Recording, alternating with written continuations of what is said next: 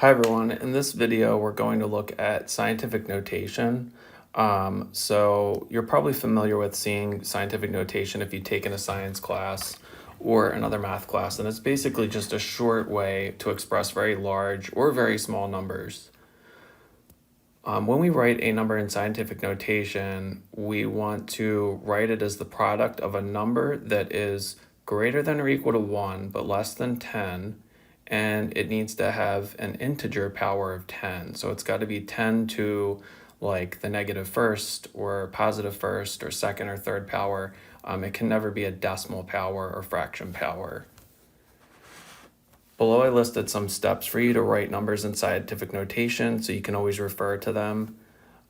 So basically, if we take this first number in letter A and write it in scientific notation, you can imagine if you were trying to plug that number into a formula, it would be very tedious or tiring to have to keep rewriting that number. So we use scientific notation as an easier way to express that number. So what we want to do is we want to first find the decimal point, which is located right here. And we're going to just simply move the decimal point back until we get to a number that is greater than or equal to 1 but less than 10. So I'm going to go back 1, 2, 3, 4, 5, 6, 7, 8, 9, 10. So I went back 10 places to the left, and my number is 2.052.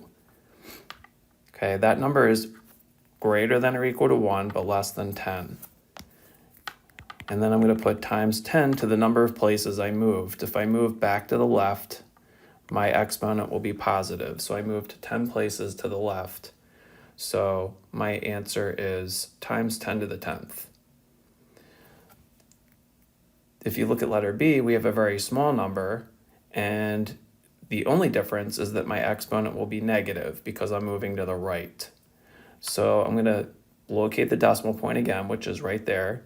And I'm going to stop when I get to a number that is between 1 and 10.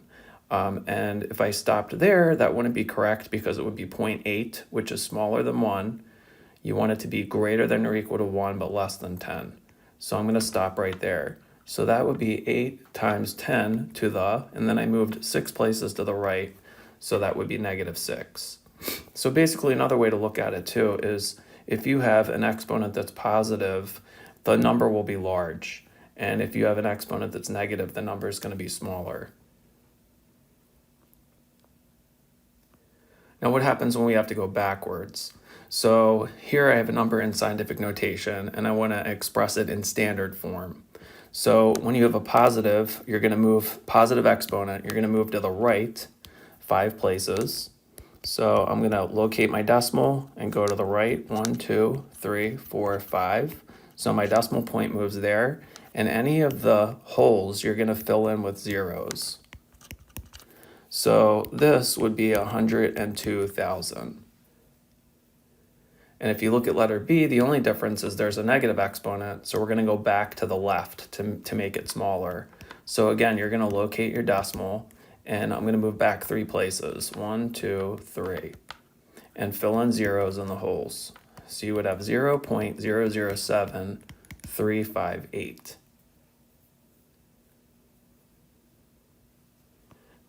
We can also multiply and divide with numbers in scientific notation. So really what we're doing is using the commutative property in letter A. We have to write a result in standard decimal form.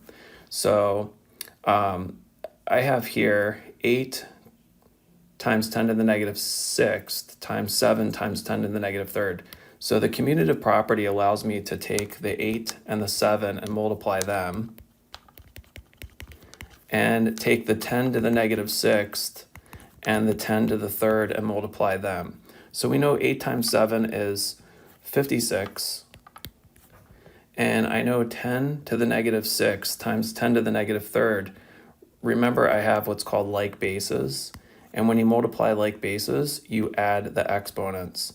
So if I add negative 6 plus 3, I get negative 3.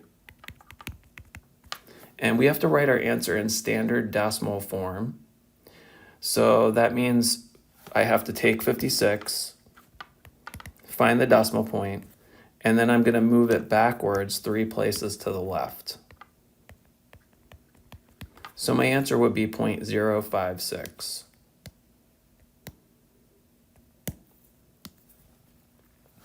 In letter B, I am dividing. So I'm going to have 12 divided by 6, which is 2. And then I have 10 squared divided by 10 to the negative third. So here you're dividing like bases, and remember that when you divide like bases, you subtract the exponents. So if I subtract, I have times 10 to the 2 minus 3 power. And when you subtract a negative 3, remember you've got 2 negatives next to each other, so they turn to a positive. You would really have 2 plus 3, which is 5. Okay, and since we have to write our answer in standard decimal form, we're going to take 2 and we're going to find the decimal, and since it's a positive exponent, we're going to move to the right that many spaces. So I have to move 5 spaces to the right and then just fill in zeros. So that would be the number 200,000.